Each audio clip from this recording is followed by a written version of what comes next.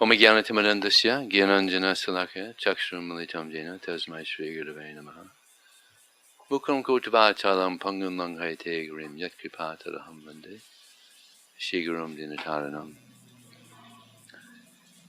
So that street is a little noisy. Maybe we can close this door here. Yeah, thank you.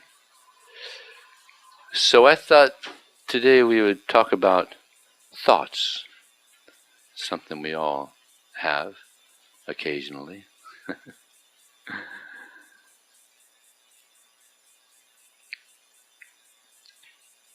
If we eat food that's not healthy, sometimes we can gain weight.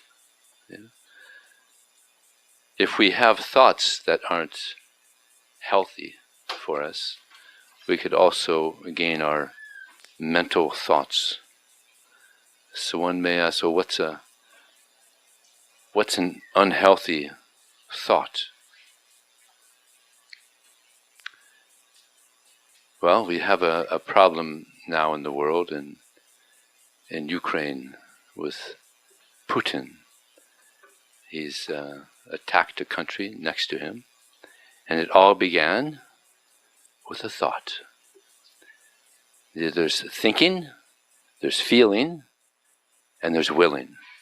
First there's a thought, then we feel it, and then we act on it. And he's causing so much suffering to people, deaths to some people. All began with a thought. Or Hitler, millions and millions of people died. Stalin. It all began with a thought. Unhealthy thoughts. And then there's also healthy thoughts. A healthy thought is a thought that will benefit us and others. An unhealthy thought is a thought that is harmful to ourselves and to others.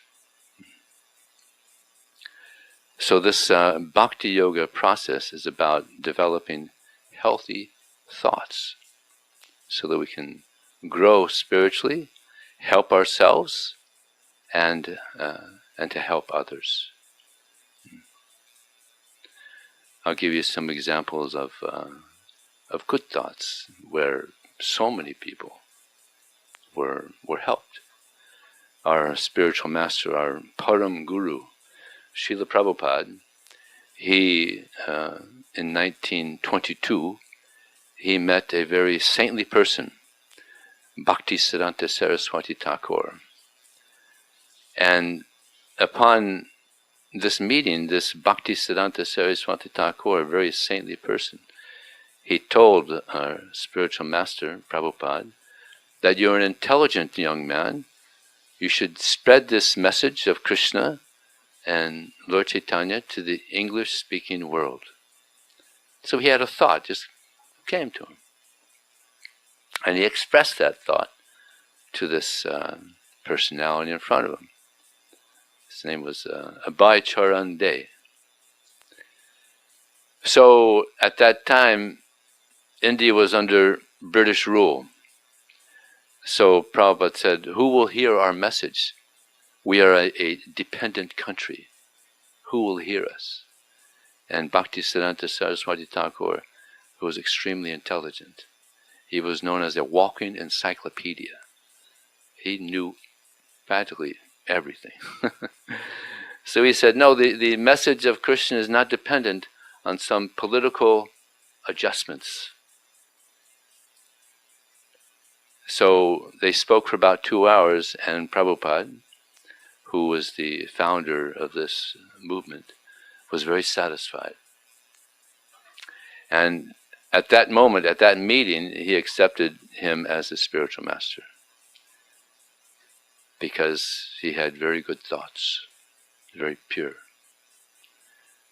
And so that was 1922. 43 years later, he came to America. And started this society. But actually, before he came to America, in I guess it was maybe 1936, Srila Bhaktisiddhanta Saraswati Thakur was walking with Prabhupada in a place called Radhakund, a very holy place in India. And he said, if you ever get money, print books. So at that time I think he was initiated at that time.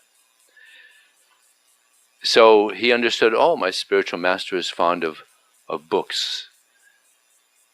So when he came to America, he started that book distribution. Those 7 words, if you get money, print books. It's a very powerful statement there, because now throughout the world, over 500 million books have been distributed. And these books are filled with good thoughts. And these good thoughts and these books have gone to people and expanded their good thoughts. And they've been helped so much, and they're helping others. So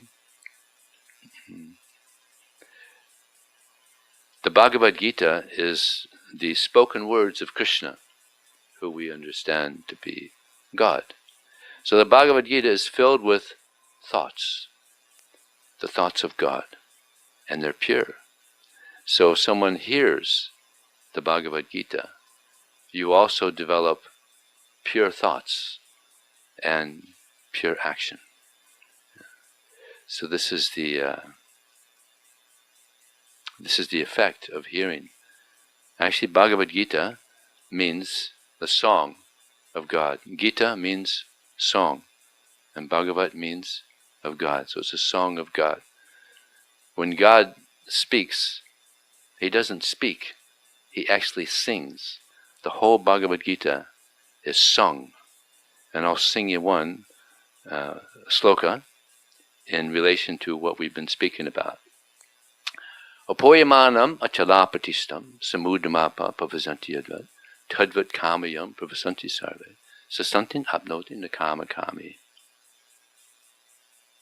Krishna says, one who is not disturbed by the incessant flow of desires that enter like rivers into the ocean, which is ever being filled, but which is always steady, alone achieves peace, and not the person who strives to satisfy such desires.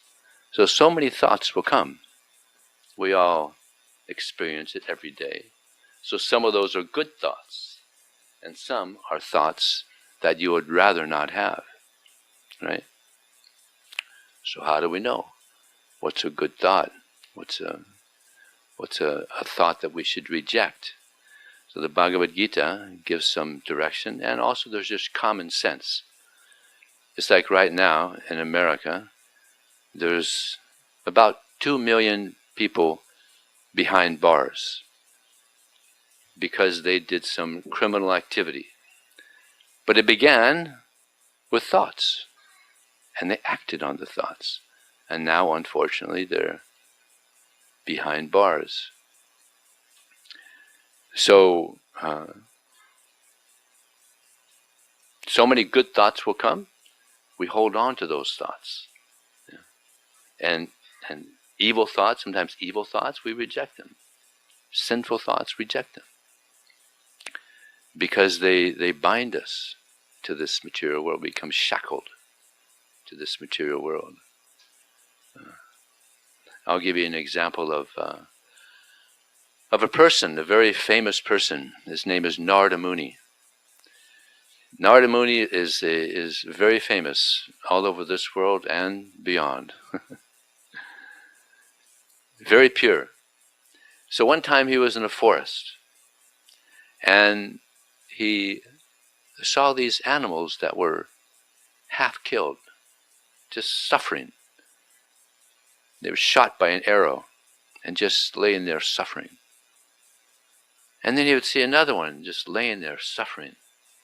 And then he saw another, and he was shocked. Who was behind this? So finally he found the person who was behind this.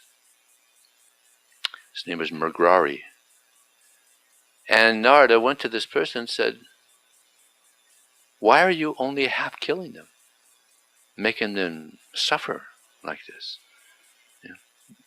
Better that you not kill them, not shoot them at all, but if you're going to do it, just kill them all the way so they don't have to suffer. So Mrigayi said, well, this is how I've been trained by my father. So Narada Muni said, well, you're going to suffer. You're going to suffer for this.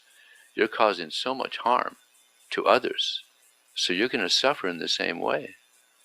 And this Mrigayi said, well, I've never heard this before. I said, oh yes. And Narada Muni is very pure. So he experienced the purity of Narada Muni. He said, well, then what should I do? He was a little humble and innocent. He didn't know. This is how he was trained by his father. So he asked Narada Muni, well, what should I do? He said, you should break your bow and don't do it again. Well, how will I do my livelihood? Don't worry. Krishna will take care of you. And he had faith in his purity. So he did. He broke the bow, and he just continued on. By Krishna's arrangement, he lived on nicely, taken care of. Sometime later, maybe a few months later, Narada Muni was in the same forest, and this person had become his disciple.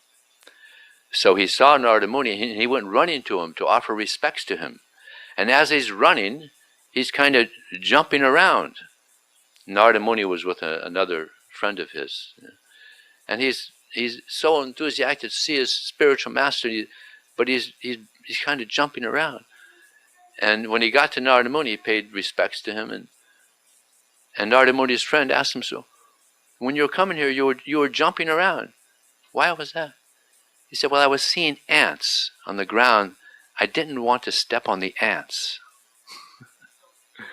So you see the transformation in consciousness. Before he was half killing deers and boar and different animals. But after association with someone who's pure, who had these pure thoughts, he became pure himself.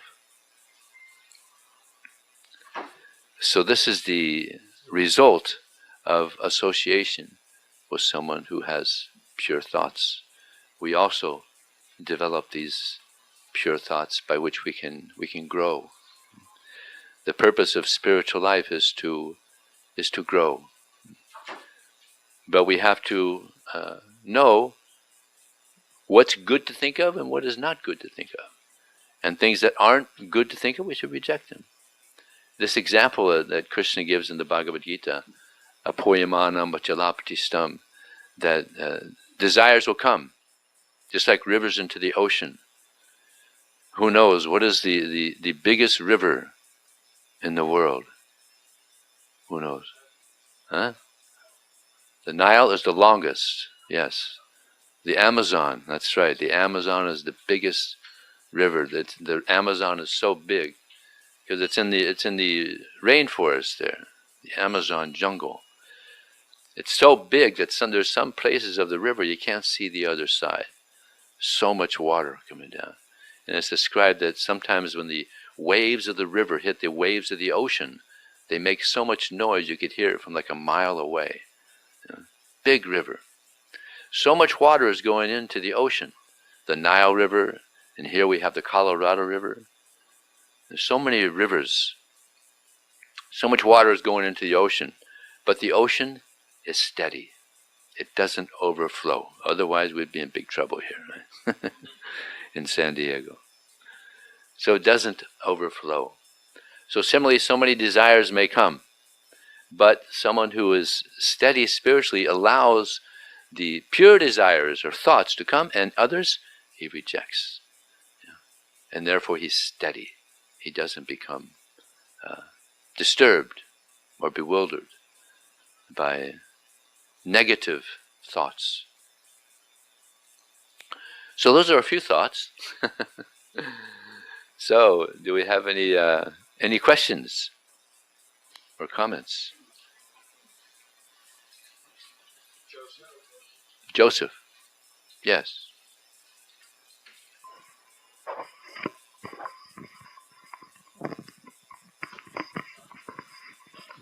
It's on. Hare Krishna. Hare Krishna. Okay. Practicing Bhakti Yoga, I can't see your thoughts, but I can see you have good actions. And anyway, what's the difference between a thought and a dream? Because I'm a dreamer, and everything starts with a dream, I thought. Well, there's auspicious dreams. And there's inauspicious dreams. I remember when I was very young, I was about maybe 15 years old. And I was at my sister's house, and I was taking care of her daughter and son, my niece and nephew. And my niece, she was maybe about 7 years old, she started screaming in the bed while she was supposed to be sleeping. She's screaming. So I shook her. It's okay, Tammy, it's just a dream. It's just a dream. And she wouldn't wake up. She's screaming. I'm like, I actually picked her up.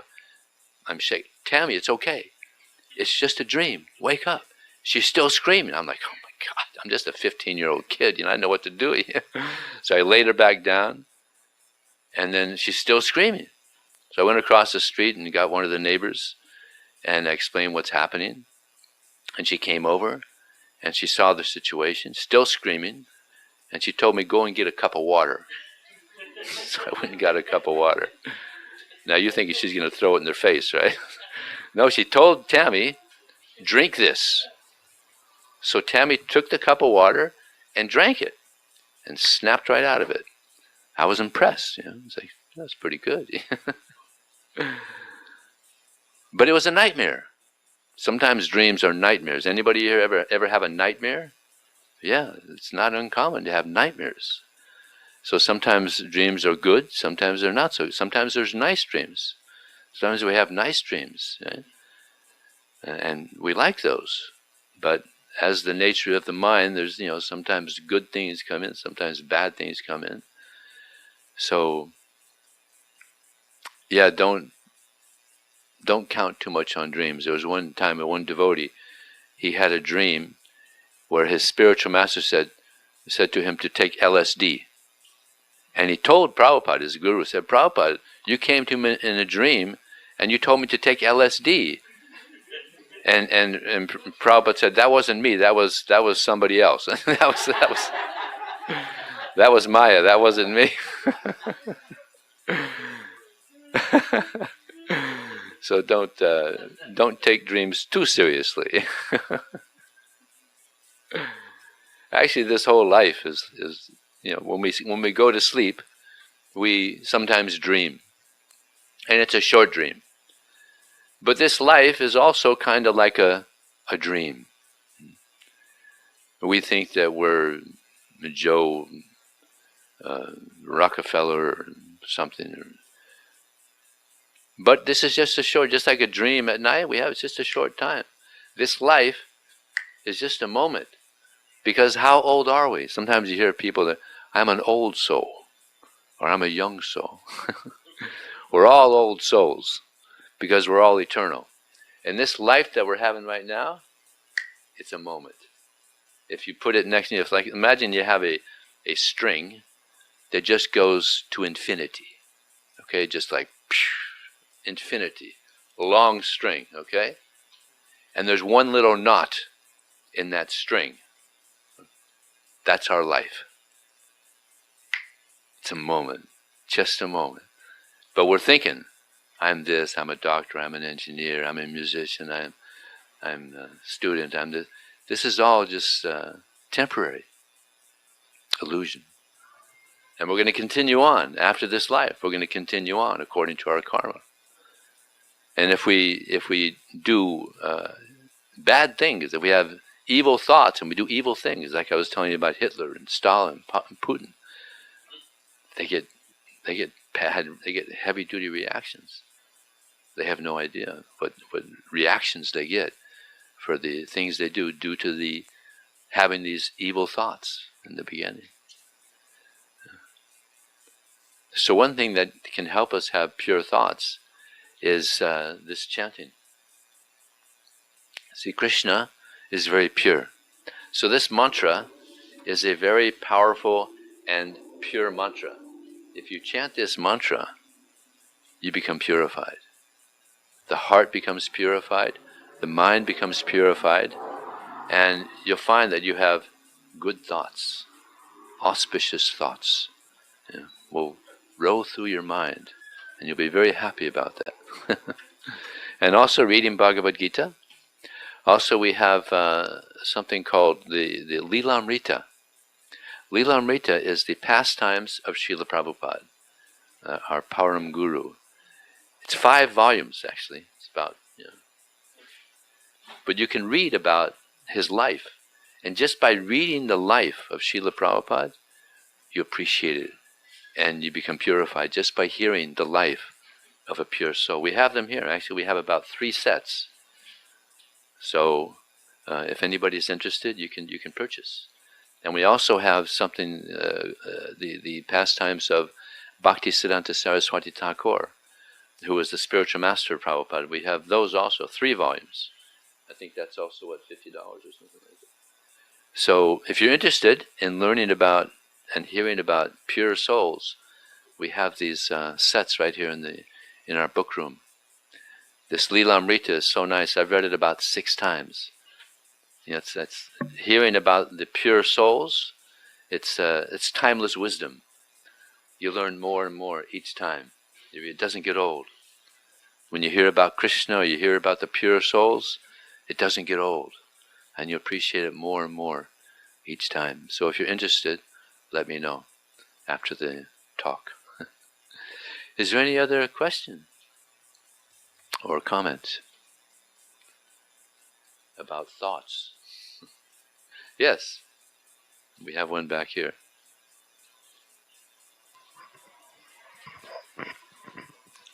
Hare Krishna. Hare Krishna. I feel like I kind of battle my own thoughts pretty much throughout the entire day, and so I wonder, what do you do? You're not alone. That's good to know.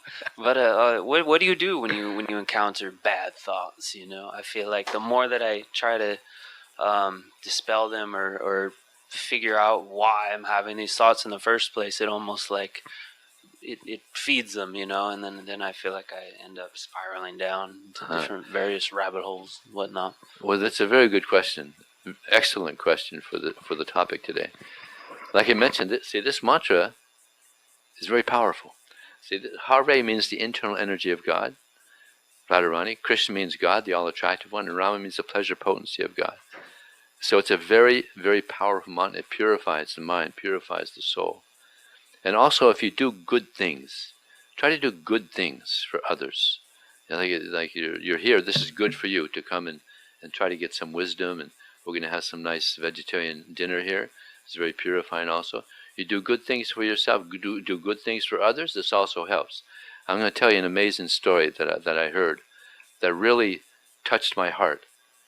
There was a lady, African-American lady, who had a son, and her son was killed by another African-American man. And she went to the trial for this person in court. And he was found guilty. He's getting 20 years in jail. So she went up to him before they took him away. And she said, "I'm going to kill you," and walked away.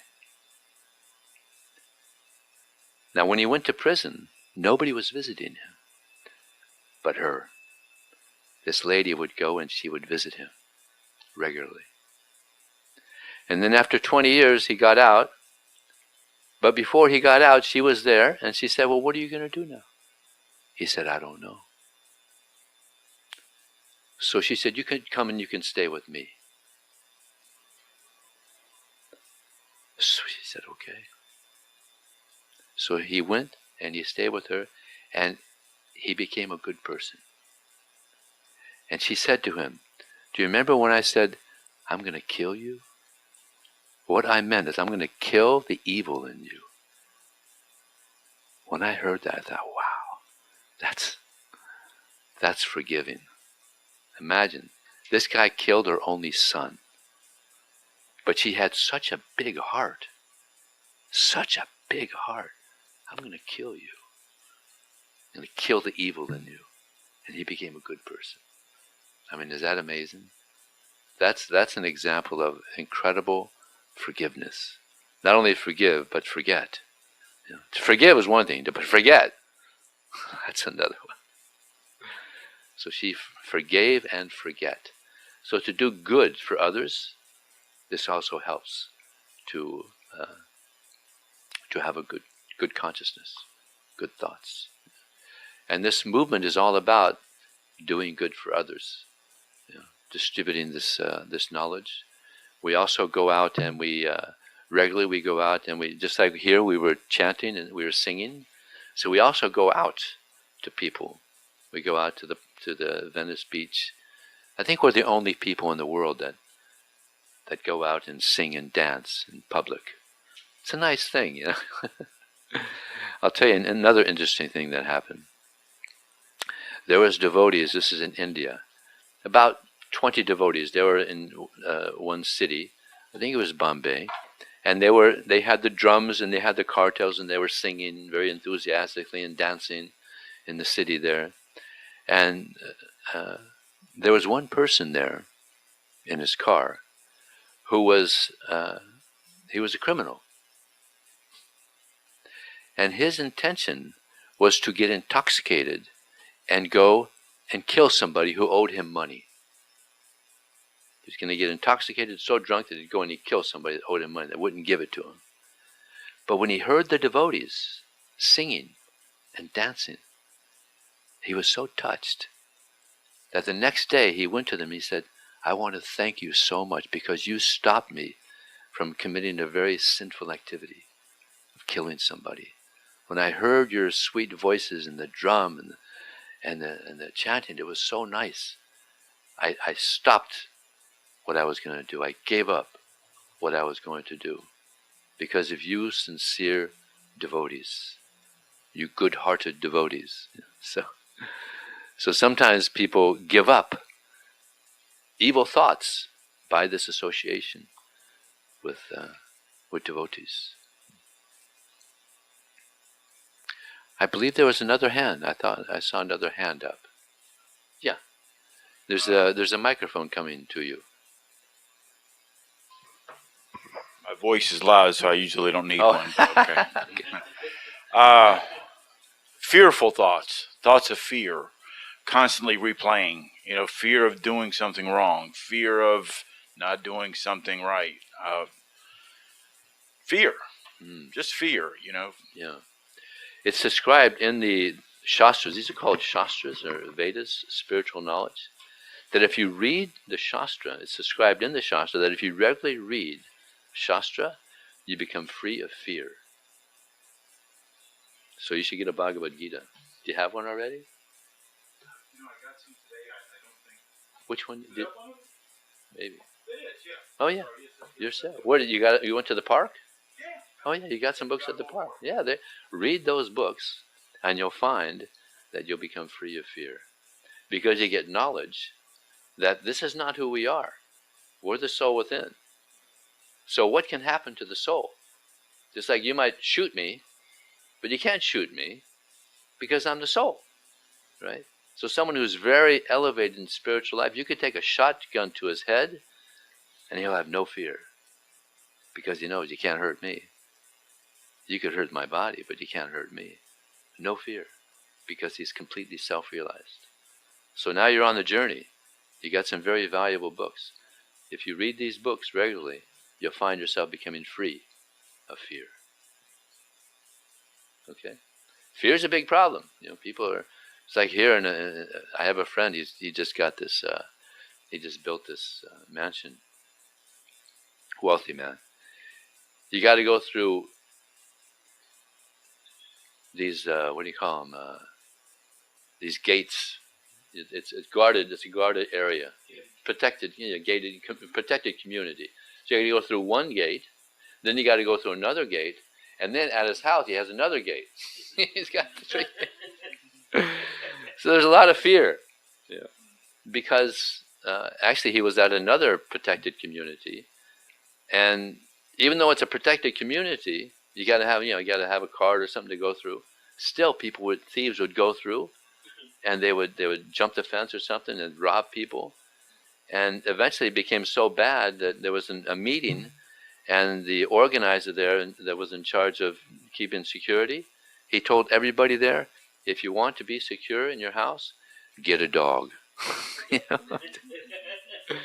Because even though they're in a protected community, still they were so fearful because people were still being robbed and broken into at their houses.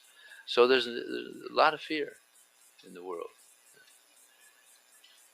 Yes, we have a question here from a regular. Hare Krishna. Hare Krishna. Actually, I don't have a question, but if I may add to the essence of what you responded to both of these gentlemen's questions, I find that what we focus on gets bigger. So if we're constantly what we focus on gets bigger. Right? bigger? Yes. Bigger, okay. Yes. When we focus on the things that come up for us that are negative, thoughts that we don't want, the ones that we want to let go, fear that comes. If we're focusing on, I don't want to think of this, I don't want to feel this way, that is growing. Our anxiety is growing. Those things that we don't wish to think about become much more consuming in the mind. Just as the gentleman was saying, it's harder and harder to let those things pass. And if we let those things come in and go out and our focus is on the goal, then those things are easier to pass. And that's something that you had mentioned in essence with your response initially, was when we allow that to go and we focus on chanting, focus on the goal, then that takes over the negative aspects that come up for us. It overrides, yes. Yeah. So I just wanted to add that. Thank you very much. That was a good addition. Yeah. Anybody else want to comment on his comment? Just as you were saying, sir, about you think of one thing, and then that thought breeds fear and anxiety, and then it leads to more thoughts that breed fear and anxiety. I've heard of it as being called the feedback loop of hell. The what? The feedback loop of hell. Feedback loop of hell. Yeah, you just keep spiraling into this like giant ball of anxiety until it just becomes humongous. But like on a practical level, to really see what the source of that fear is and to identify it at its root is a way of overcoming it. But I just thought that would be a point to bring up. Thank you. So.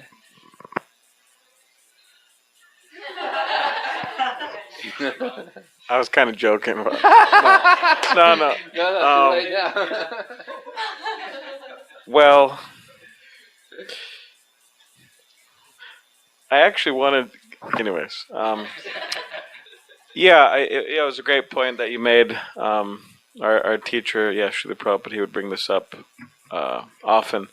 The idea of ignoring or neglecting these different types of thoughts. He said neglecting the mind, he would say, if it's causing trouble.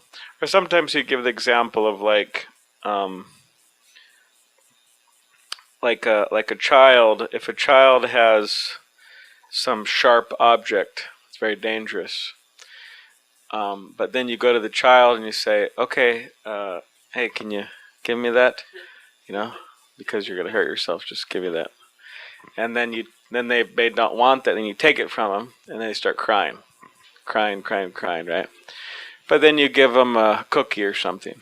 Here, take a cookie. And then they get distracted, and they have the cookie, and then they're okay. Stop crying. So, similar, the mind may stew up all types of different things, right? Unnecessary, negative things. But then if we give it some better engagement, right? Some higher engagement, better engagement, then we forget about that other stuff. So, anyways, I just wanted to... You're welcome. Also in the Bhagavad Gita, Krishna says, Visaya vinivartante naraharasindena, that the embodied soul may be restricted from the sense object, or from sense gratification, although the taste for the sense object still remains. But upon experiencing a higher taste, he is able to continue on. So you get a higher taste. So try this chanting. It's very good for purifying the thoughts, purifying the mind, purifying the heart. Meditation is a very big thing around the world now. So this is a high type of, it's called the Rolls Royce of meditation here. Okay, anything else? Okay, thank you very much. Nice round of applause, Vijay. Thank you, Prabhu.